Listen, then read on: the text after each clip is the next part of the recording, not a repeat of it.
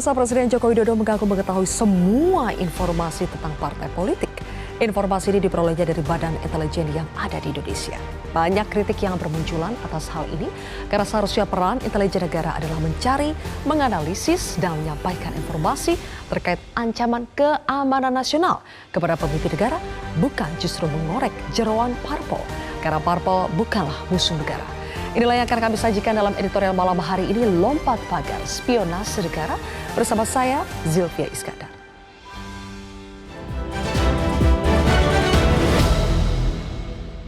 Lompat Pagar Spionase Negara.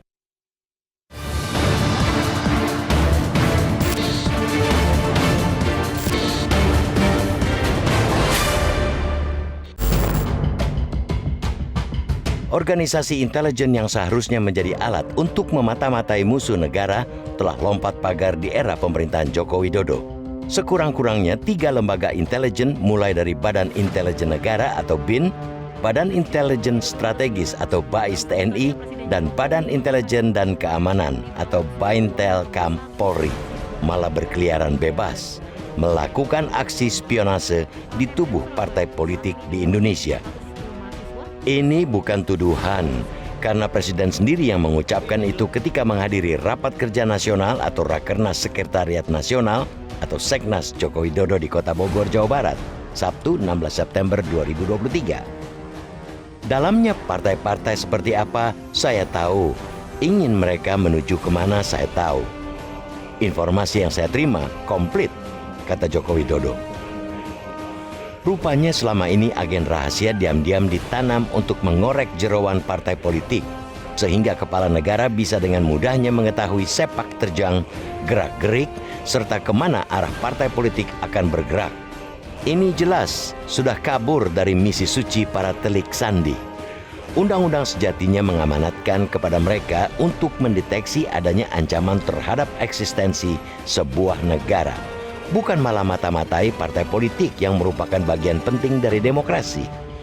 Pasal 4 dan 5 Undang-Undang Nomor 17 Tahun 2011 tentang intelijen negara menyebut dengan jelas perihal tugas dan peran intelijen, yakni mencari, mengumpulkan, menganalisis, dan menyampaikan informasi terkait ancaman keamanan nasional kepada pemimpin negara atau pemerintah. Berpijak pada aturan tersebut, maka pemantauan terhadap partai politik menjadi bukti bahwa tugas intelijen melenceng dari esensi utama, yaitu mengantisipasi ancaman dari pihak lawan. Publik kini menaruh tanda tanya besar kepada Presiden Joko Widodo. Apakah ia sudah menjadikan partai politik di Indonesia sebagai lawan sekaligus ancaman terhadap keamanan nasional?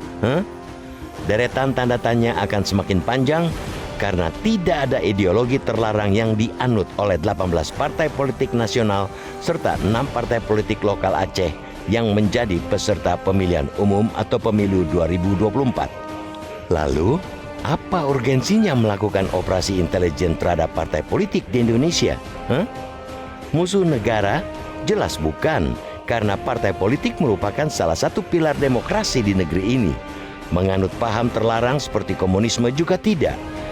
Itu yang harus dijawab dengan terang benderang oleh Joko Widodo soal sesumbarnya mendapat informasi intelijen yang super lengkap terkait dengan gerak-gerik partai politik.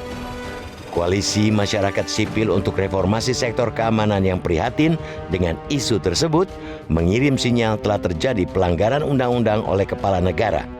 Pasal 1, angka 1 dan 2 Undang-Undang Intelijen Negara dengan tegas mengatur bahwa informasi intelijen itu seharusnya terkait dengan musuh negara atau masalah keamanan nasional dan bukan terkait dengan masyarakat politik serta juga masyarakat sipil.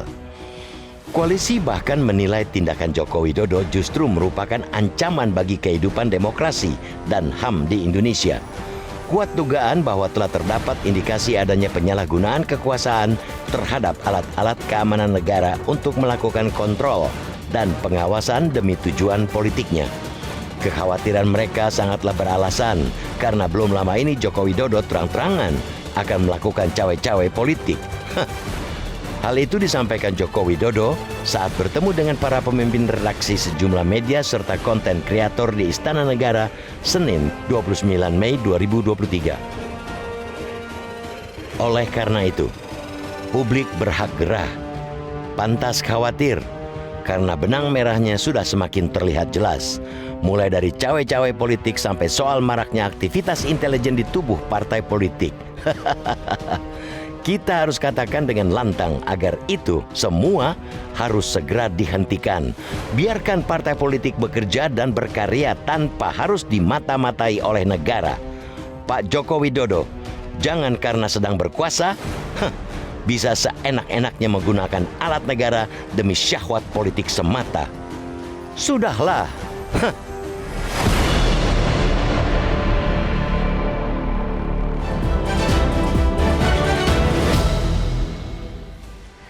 Baik, pemirsa, lompat pagar spionase negara telah menjadi topik editorial malam hari ini dan saya akan membahasnya bersama dengan Ketua Dewan Redaksi Media Group. Sudah ada Bang Gaudensius Suhardi yang akan membahasnya bersama kami semua. Bang Gauden, selamat malam. Selamat malam, Sri. Bang Gauden, ini topik yang menjadi perbincangan selama kurang lebih 2-3 hari terakhir ini ya. Jadi kalau Presiden mengatakan bahwa dia memiliki semua data intelijen yang lengkap untuk melihat kemana arah partai politik, apakah ini sebetulnya substansinya yang bermasalah atau ketika itu disampaikan ke publiknya yang bermasalah? Ya, tentu bisa ditelah dari dua sisi ya. Yang pertama itu sisi prosedural, yang kedua itu sisi substansi. Dari sisi prosedural, kalau kita melihat pasal 27 Undang-Undang 17 2011 tentang intelijen negara, itu di sana dikatakan bahwa Badan Intelijen Negara berada di bawah dan bertanggung jawab kepada Presiden. Itu artinya seluruh laporan terkait dengan intelijen itu prosedurnya memang disampaikan kepada Presiden. Pertanyaannya, apakah informasi intelijen yang di dalam Undang-Undang Intelijen Negara dimasuk dalam klasifikasi rahasia negara, apa harus diumumkan kepada publik? Apalagi diumumkan dalam acara sarasehan pendukung ya, atau relawan Pak Jokowi. Itu yang pertama. Yang kedua dari sisi substansi, kita melihat misalnya di dalam pasal 4 maupun pasal 5 terkait dengan tujuan dari dibentuknya intelijen negara itu lebih kepada bagaimana melakukan deteksi dini dan pencegahan dini terhadap segala sesuatu yang terkait dengan keamanan negara. Pertanyaannya substansial, apakah partai politik itu masuk di dalam kategori yang mengancam keamanan negara? Bukankah tidak ada partai politik maka tidak ada demokrasi? Negara kita sudah memilih jalan demokrasi. Karena itu di dalam negara demokrasi tidak sepantasnya data intelijen negara yang terkait dengan partai politik itu disampaikan kepada publik, kepada para pendukung hanya untuk menentukan kemana arah dukungan para relawan nantinya. Itu berarti berbicara tentang koalisi. Dan juga tidak pantasnya apakah partai politik termasuk objek yang harus ditelaah oleh intelijen negara. Kalau dulu kita mengenal Intel Melayu ya, Intel Melayu itu di mana-mana itu dia memperkenalkan diri, saya Intel katanya. Ya sama aja sekarang ini, saya dapat bahan dari intelijen. Gitu. Oke, jadi ada dua hal yang bisa kita persoalkan di sini.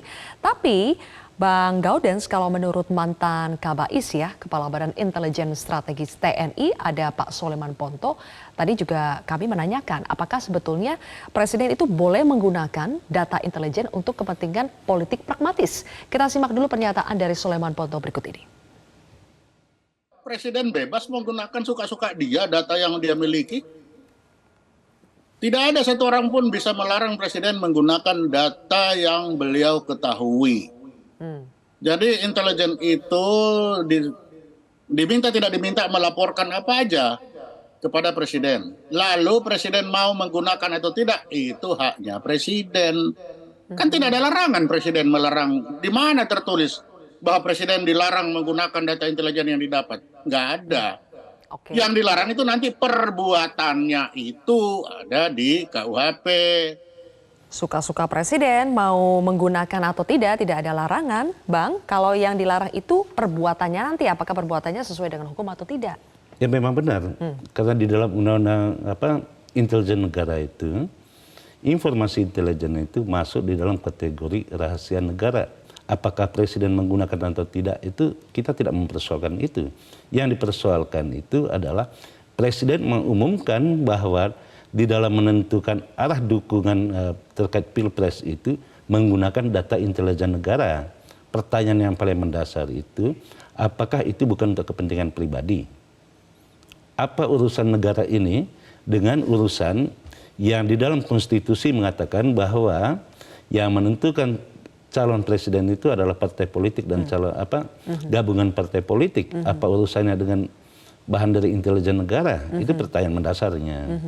Oke, kalau kita kaitkan dengan pernyataan Presiden, Bang Gaudens, Presiden kan mengatakan dalam partai seperti apa itu saya tahu. Mereka mau menuju kemana saya tahu. Kita tahu ini adalah konteksnya kontestasi 2024 begitu ya. Sekedar tahu tapi kan belum tentu ada intervensi, belum tentu ada cawe-cawe presiden. Apakah ini bisa kita perdebatkan mengingat sebelumnya isu soal cawe-cawe presiden ini sudah mengemuka. Jadi karena apakah karena ada isu sebelumnya maka kita khawatir presiden menggunakan data intelijen untuk cawe-cawe politik? Kalau kita secara saksama menelaah pidato presiden di Bogor itu kan ujung-ujungnya berbicara tentang arah dukungan dari para relawannya. Kemana arah dukungan itu ditentukan. Sekarang ini menurut presiden, masing-masing partai itu sedang meraba-raba gitu. Karena itu presiden mengatakan tahu isi dalamnya partai politik.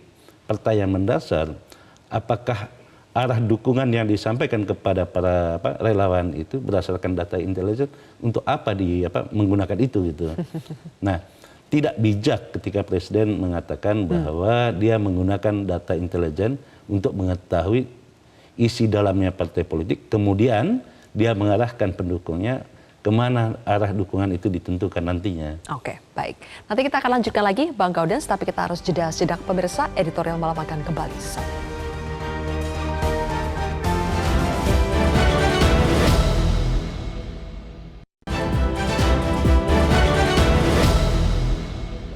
Di mana ternyata rezim masih juga menyalahgunakan kekuasaannya untuk menggunakan intelijen di dalam mendapatkan informasi data-data terkait partai politik dan isi dalaman partai politik. Jika itu terjadi, saya khawatir data-data tersebut hanya akan dijadikan dan potensial digunakan sebagai alat bergen ataupun menjadi upaya untuk mengancam data-data terkait dengan partai politik ataupun anggota partai politik yang dapat digunakan untuk kepentingan kontestasi politik 2024. Ini menurut saya sesuatu yang berbahaya bagi kehidupan demokrasi, di mana intelijen masih disalahgunakan oleh rezim untuk pertujuan-tujuan kepentingan politik presiden. Oke.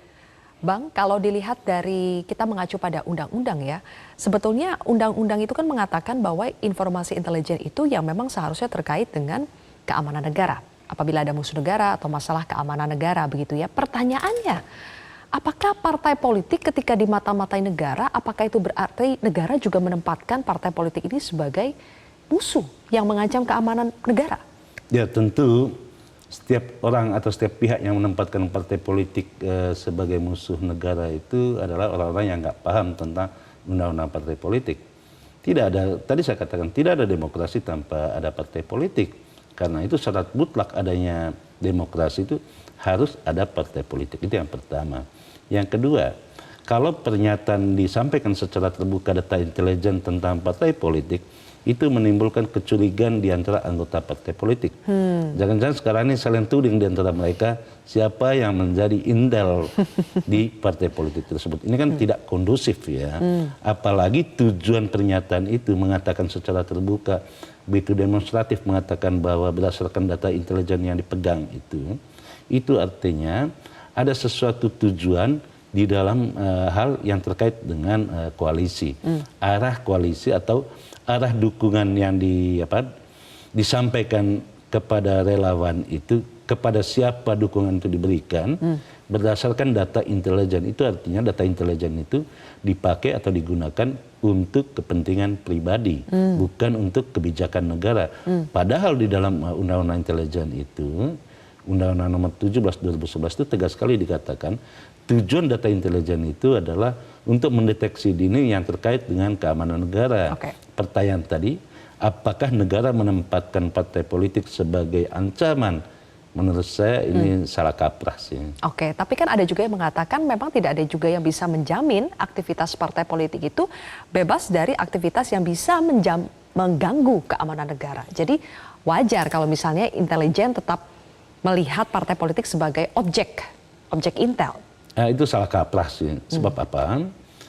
Tujuan didirikan partai politik itu adalah sarana, instrumen untuk mencapai kekuasaan. Lewat kekuasaan itu mengambil kebijakan negara. Tidak ada yang salah di sana dan semua terbuka dilakukan. Dan kegiatan partai politik itu atau kebijakan partai politik diperjuangkan di lembaga-lembaga resmi. Kalau dia memperjuangkan di lembaga tidak resmi atau di jalanan, ini bukan partai politik lagi namanya. Jauh lebih bagus misalnya intelijen negara itu menyampaikan informasi kepada presiden yang terkait dengan keamanan negara seperti masalah keamanan di Papua misalnya. Kenapa sih sampai sekarang tidak bisa diselesaikan? Kenapa sih Sandra itu tidak bisa dibebas-bebas sampai sekarang? Pilot yang disandra tidak juga bisa dibebas sekarang. Kenapa data intelijen itu tidak difokuskan ke sana? Kok difokuskan kepada partai politik? Mungkin datanya ada sebenarnya ya Bang, tapi kan tidak dipublikasikan. Nah, ketika ini Presiden mempublikasikan bahwa dia punya data ini, apakah ada maksud bahwa Presiden ingin menunjukkan, ingin show of force, dan mungkin itu ditujukan kepada siapa sih sebenarnya? Nanti kita akan bahas Bang Gaudens, tapi kita harus jeda terlebih dahulu pemirsa. Editorial Malam akan kembali sesaat lagi.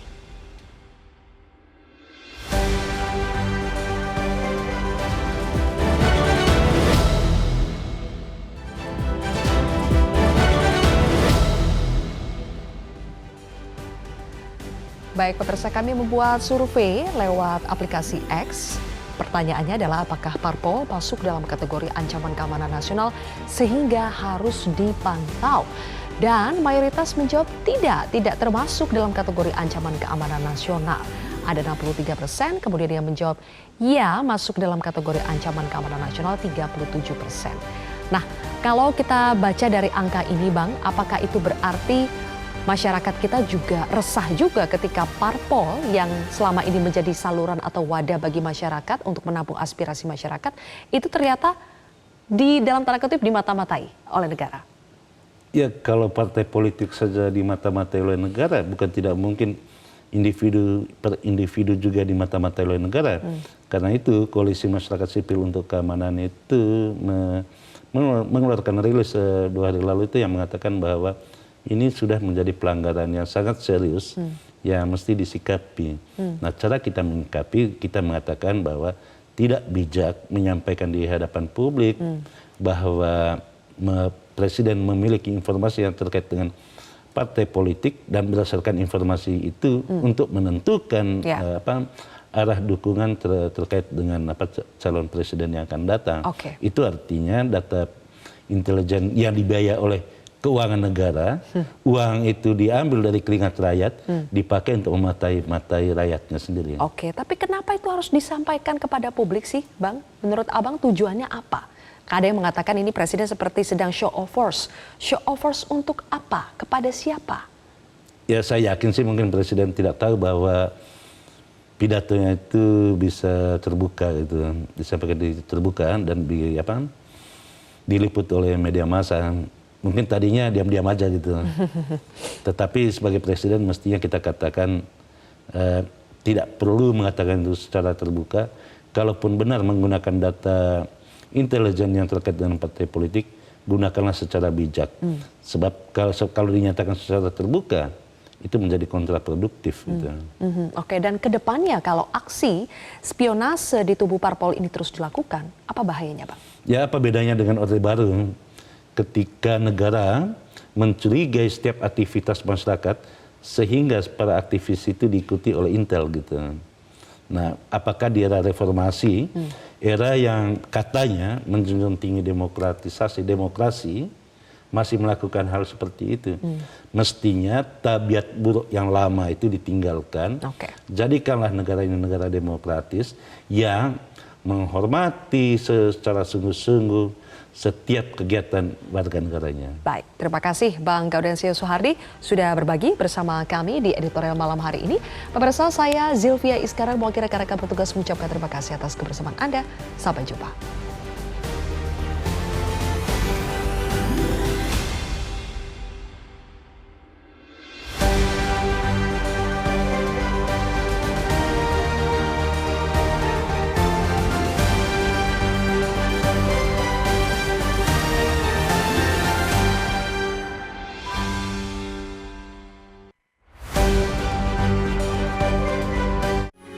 Metro TV. Jelajahi cara baru mendapatkan informasi. Download Metro TV Extend sekarang.